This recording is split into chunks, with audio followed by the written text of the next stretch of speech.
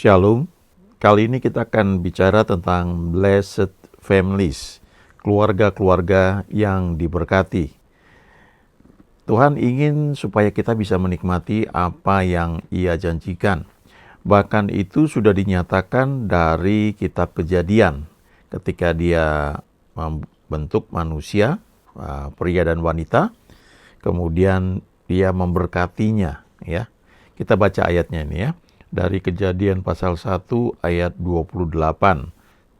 Allah memberkati mereka, lalu Allah berfirman kepada mereka, "Beranak cuculah dan bertambah banyak, penuhilah bumi dan taklukkanlah itu.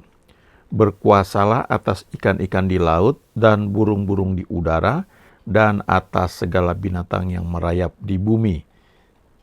Jadi kalau kita lihat di sini, ini bicara tentang keluarga. Ya, keluarga adalah lembaga yang dibentuk oleh Tuhan.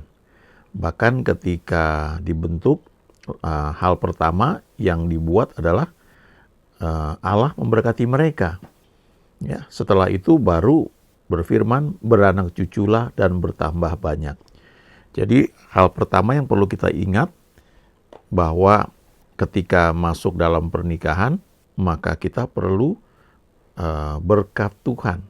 Ya, di Indonesia pernikahan secara hukum, ya, legal itu atau catatan sipil itu bisa dilakukan setelah ada pemberkatan gereja, ya. Kalau dulu tahun berapa ya, 60-an barangkali atau 70-an ya. Itu bisa dulu catatan sipil, ya, baru belakangan pemberkatan.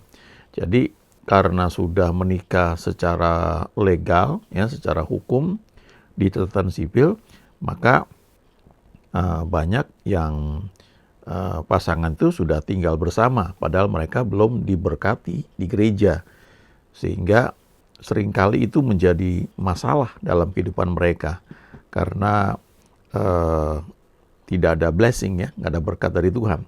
Tapi saya lupa mulai tahun berapa peraturan itu diubah, ya. Jadi harus diberkati di gereja dulu, ya, lalu catatan sipil, ya. Memang bisa sekaligus paralel. Jadi begitu pemberkatan langsung ada catatan sipilnya, ya, untuk tanda tangan. Tapi poinnya adalah kita perlu blessing, ya, berkat daripada Tuhan. Baru setelah itu ada perintah beranak cuculah dan bertambah banyak. Kemudian dikatakan juga tidak hanya bertambah banyak, tapi taklukkanlah itu. Artinya kita dengan anak-anak kita, cucu-cucu kita, keturunan kita itu harus sedemikian rupa sehingga bisa menaklukkan bumi. Ya, kita tidak dikuasai keadaan, ya. Kalau banjir, ya udah nggak tahu harus berbuat apa, ngungsi misalnya. Tapi kita ini harus bisa menaklukkan hal itu, menangani hal itu, ya. Berkuasalah atas ikan-ikan di laut, di udara, dan juga yang merayap di bumi. Artinya Tuhan itu menghendaki kita bisa menguasai laut, udara, dan bumi. Artinya ya perlu skill, perlu belajar. Anak-anak kita perlu sekolah. Selain kita ajar untuk mengenal Tuhan, ya, itu yang perlu kita perhatikan. Lalu lihat Keluaran 23 ayat 26. Tidak akan ada di negerimu perempuan yang keguguran atau mandul. Aku akan menggenapkan tahun umurmu.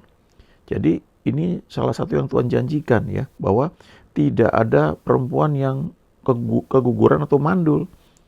Jadi kalau sudah hamil, maka janji Tuhan itu anaknya akan lahir nanti dengan selamat. Nggak ada yang gugur. Itu janji, ya. Firman Tuhan yang bisa kita pegang, yang kita akui. Lalu Ulangan 7 ayat 14. Engkau akan diberkati lebih daripada segala bangsa. Tidak akan ada laki-laki atau perempuan yang mandul di antaramu ataupun di antara hewanmu. Nah, kalau kita bicara di sini khususnya manusia, ya. Di sini dikatakan tidak ada laki-laki atau perempuan yang mandul.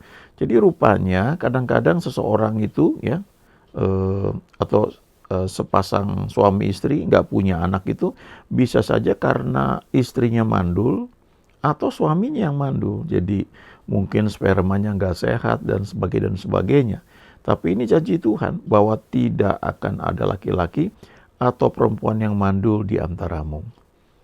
Kemudian Mazmur 113 ayat 9. Ini janji Tuhan juga. Ia mendudukan perempuan yang mandul di rumah sebagai ibu anak-anak. Penuh sukacita. Haleluya.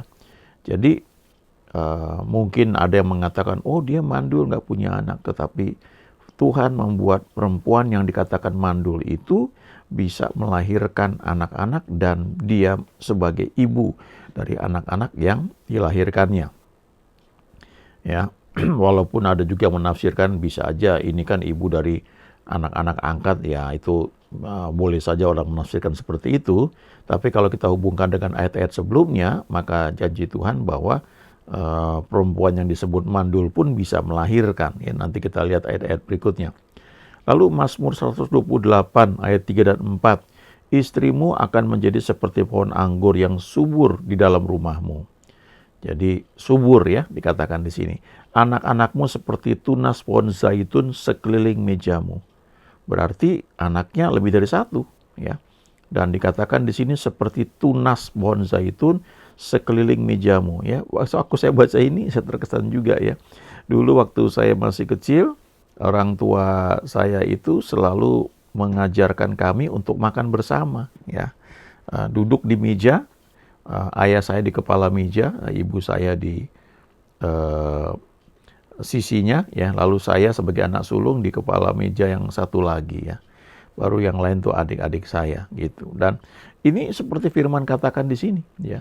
Anak-anakmu seperti tunas pohon zaitun di sekeliling mejamu. Jadi rupanya ada waktu untuk makan bersama. Nah, saya nggak tahu di zaman sekarang dengan kesibukan yang begitu rupa, suami istri kerja, kadang-kadang pulang pun sampai di rumah sudah malam ya. Makan malam bersama itu sudah sulit ya. Makan siang apalagi. Tetapi ternyata bisa diatasi dengan entah seminggu sekali kita makan bersama, ya keluarga saja, atau sebulan sekali, atau setidaknya ketika ada yang ulang tahun ya di antara anggota keluarga. Kita keluar bersama-sama dan makan bersama-sama, persis seperti ayat ini katakan, anak-anakmu seperti tunas pohon zaitun sekeliling mejamu. Itu janji yang diberikan bagi siapa? Ya, dikatakan di kalimat berikutnya, sesungguhnya demikianlah akan diberkati orang laki-laki yang takut akan Tuhan. Ini pesan khususnya buat para pria, ya, suami, kepala keluarga. Kalau istri atau anak-anak kita itu mungkin belum tentu haus akan Tuhan, ya kita yang mulai ya sebagai kepala keluarga, ya kita mulai takut akan Tuhan dan mengajarkan itu buat istri dan anak-anak kita. Lalu Yosua 24 ayat 15b, ini perkataan Yosua ya, sebenarnya dia mau bilang pilihlah kalian mau beribadah kepada siapa. Lalu di kalimat terakhir dia bilang, tetapi aku dan sisi rumahku kami akan beribadah kepada Tuhan. Yosua adalah pemimpin yang Tuhan pakai untuk merebut tanah perjanjian. Dia menggantikan Musa dan kemudian dia punya ketetapan, aku dan sisi rumahku. Artinya dia itu leader, dia buat di rumahnya. Istriku, anak-anakku, dan aku, kami akan beribadah kepada Tuhan. Decision, keputusan itu yang buat adalah Yosua sebagai kepala keluarga.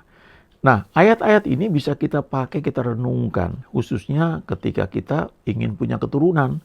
Ini bagi pasangan yang sudah menikah dan mengharapkan punya keturunan tapi belum ada. Ya, renungkan ayat-ayat ini ya. Nah, dalam prakteknya di Alkitab pun ternyata ada beberapa wanita yang mandul, ya nggak punya anak. Setidaknya ada tercatat 7 orang ya. Coba kita lihat ya, misalnya Sarah. Sarah itu adalah istri Abraham. Dia mandul, Alkitab berkata demikian, Sarah mandul. Tetapi setelah menunggu cukup lama, ya lebih dari 25 tahun, akhirnya dia melahirkan seorang anak. Namanya Ishak. Dan Ishak itu adalah anak perjanjian. Anak yang Tuhan janjikan kepada Abraham. Yang untuknya itu Abraham menunggu sangat lama. Dan bahkan Abraham sempat kawin sama Hagar atas saran istrinya. Sehingga lahirlah Ismail. Tetapi Tuhan bilang enggak. Ya, yang aku janjikan itu bukan lewat Ismail, tapi lewat anak kandungmu yang lahir lewat Sarah yang dikatakan mandul itu. Dan Alkitab juga berkata Sarah ini sudah mati haid ya, atau menopause, sudah nggak menghasilkan sel telur lagi, tapi toh kemudian bisa hamil dan melahirkan seorang anak laki-laki pada hari tuanya. Yang kedua adalah Ribka. Ya, Ribka ini adalah menantu dari Abraham dan Sarah. Dia juga mandul. Kalau kita baca Ishak ya, anak Abraham itu kawin dengan Ribka pada saat usianya 40 tahun. Lalu selama 20 tahun itu Ribka nggak melahirkan anak, dia mandul. Tapi setelah itu ya Ishak berdoa, maka pada usia 60 tahun, pada saat Ishak usia 60 tahun itu, lahirlah anak kembar Esau dan Yakub. Dan Yakub inilah yang kemudian menjadi bangsa Israel. Ya. Jadi kita lihat ini, dua orang yang mandul ini melahirkan anak-anak yang luar biasa. Berikutnya Rahel. Rahel itu adalah istrinya Yakub atau menantu dari Ishak dan Ribka. Rahel juga mandul. Kalau kita baca, Yakub itu ketika menikah, istri pertamanya itu Lea, kemudian yang kedua adalah Rahel. Ya, pada masa itu memang aturannya dibolehkan punya istri lebih dari satu. Ya, bahkan Yakub itu punya 4 istri. Selain Lea dan Rahel, ada lagi Bilha dan Zilpa. Nah, Rahel ini mandul ya, tetapi dia tetap berdoa, dia berharap kepada Tuhan, sehingga pada satu saat dikatakan Tuhan mengingat Rahel, sehingga akhirnya Rahel itu hamil, kemudian melahirkan Yusuf dan Benyamin. Yusuf ini adalah anak yang sangat istimewa, yang kemudian akhirnya menjadi Perdana Menteri di Mesir. Ya. Kemudian yang keempat, istri Manoah. Ini juga dikatakan mandul. Ya, Manoah itu punya istri tapi mandul. Tapi kemudian malaikat Tuhan datang menampakkan diri yang mengatakan bahwa istrinya Manoah ini akan melahirkan seorang anak yang akan dipakai untuk melayani Tuhan sebagai nazir, sebagai hakim ya di Perjanjian Lama. Dan orang ini diberi power ya, kekuatan yang sangat luar biasa, namanya Simson. Ya, kisahnya ini juga pernah dibuat dalam film di bioskop ya. Saya sendiri belum pernah nonton, tapi judulnya itu Samson and Delilah ya, Delilah ya. Samson dan Simpson dan Delilah. Kemudian ya Hana ini sangat menarik ya, karena Hana ini adalah seorang wanita yang dikatakan mandul. Lalu kalau kita baca di 1 Samuel pasal 1, nanti kita akan lihat bahwa 2 kali disebut bahwa Hana ini mandul karena Tuhan sudah menutup kandungannya. Ya. Ini menarik sekali. Kalau yang lain mungkin nggak gitu jelas ya dibilang itu kenapa mandul. Sarah itu nggak disebut kenapa mandul, Ribka juga nggak disebut ya. Rahel nggak disebut kenapa dia mandul, tapi cuma dikatakan bahwa ketika Yakub mencintai Rahel, tetapi Lea tidak dicintai, maka dikatakan Rahel itu mandul, tetapi Lea itu kandungannya dibuka gitu ya. Cuma itu disebut. Lalu istri Manoah nggak disebut juga, tetapi Hana itu jelas disebut 2 kali bahwa Tuhan yang menutup kandungannya. Ya. Terus terang ini waktu pertama kali saya baca ini sekian tahun yang lalu, itu sangat memberkati saya. Karena sebelumnya seringkali saya berpikir dengan banyaknya orang yang hamba Tuhan yang menyampaikan, kalau Tuhan sudah putuskan nggak boleh dilawan ya, itu sudah keputusan Tuhan ya, jangan dirubah, jangan ngelawan, nurut aja. Dan itu memang betul juga, nggak salah juga. Tetapi ini contoh bagaimana Hana yang dikatakan bahwa Tuhan sudah menutup kandungannya dan sudah 2 kali disebut, artinya sudah sah itu ya. Tapi kemudian toh dia berdoa sungguh-sungguh dan lahirlah Samuel. Dan Samuel itu adalah nabi yang luar biasa, yang lewatnya Tuhan mengurapi Saul dan mengurapi Daud untuk menjadi raja. Dan tidak hanya Samuel, setelah itu Hana masih punya 5 anak lagi, ya, luar biasa. Yang berikutnya adalah perempuan Sunem. Ini nggak punya anak, ya, dan suaminya sudah tua. Tapi kemudian Nabi Elisa yang singgah di rumah dia, yang di-treat dengan baik sekali ya, dijamu, disediakan kamar untuk istirahat. Nabi Elisa bilang, tahun depan kamu akan menggendong seorang anak laki-laki. Dan kemudian akhirnya dia melahirkan anak laki-laki yang menurut catatan sejarah, dia selanjutnya anaknya ini menjadi nabi ya. Itu kita bisa baca ya di 2 Raja-Raja pasal 4 ya. Kemudian di Perjanjian Baru, Elizabeth ya, ini mandul. Suaminya itu sedang menjadi imam besar ya, yang melayani. Dan kemudian malaikat Tuhan menampakkan diri dan mengatakan bahwa istrinya akan hamil dan melahirkan seorang anak laki-laki. Dan anaknya ini akan dipakai membuka jalan bagi Tuhan ya. Dan lahirlah Yohanes Pembaptis. Jadi kita lihat ini 7 orang ini orang yang mandul, tapi ketika mereka melahirkan anak-anak itu menjadi anak-anak yang luar biasa. Nah, jadi kalau yang saat ini mendambakan anak ya, bisa tiru di pengakuan iman di sini ya. Ucapkan tapi renungkan juga ya. Sesuai dengan firman Tuhan di Kejadian pasal 1 ayat 28, di Kitab Keluaran, di Ulangan, di Mazmur, di Yosua, kami mengakui bahwa Tuhan memberkati kami dan menghendaki agar kami mempunyai keturunan serta beribadah kepadanya. Karena itu diteguhkan oleh pengalaman Sarah, Ribka, Rahel, istri Manoah, Hana, perempuan Sunem, dan Elizabeth, kami mengakui bahwa Tuhan membuat perempuan mandul bisa melahirkan anak-anak yang luar biasa untuk menjadi alatnya menaklukkan dan menguasai bumi sesuai dengan rencananya. Nah, kita bisa katakan, this is my blessed family. Ya, ini adalah keluargaku yang diberkati. Ya, ucapkan, akui itu setiap hari, renungkan ya. Nanti baca nih Sarah di Kejadian pasal 21 ya, bagaimana kisahnya. Renungkan ya, nggak perlu sekaligus tapi satu persatu ya. Baca mengenai Sarah, nanti besok mengenai Ribka ya di Kejadian pasal 25. Kita nggak hanya mengucapkan seperti mantra ya, tapi kita merenungkan, mencamkan ini bahwa ketujuh orang ini walaupun dikatakan mandul, tapi pada akhirnya bisa melahirkan keturunan, bisa melahirkan anak-anak. Beberapa di antara mereka bahkan tidak hanya satu ya. Ada yang 2 ya, ada yang lebih dari 2 ya. Kita bisa pegang ini sebagai satu pelajaran ya, apalagi kita ingat di Kejadian pasal 1 tadi, Tuhan memerintahkan untuk beranak cucu ya, bertambah banyak, penuhilah bumi. Lalu apalagi yang bisa kita buat? Coba buat visualisasi ya. Cari foto-foto tentang pasangan suami istri dengan anak-anak mereka ya. Misalnya ini the blessed family, keluarga yang diberkati. Ya, ada suami, ada istri, lalu menggandeng seorang anak.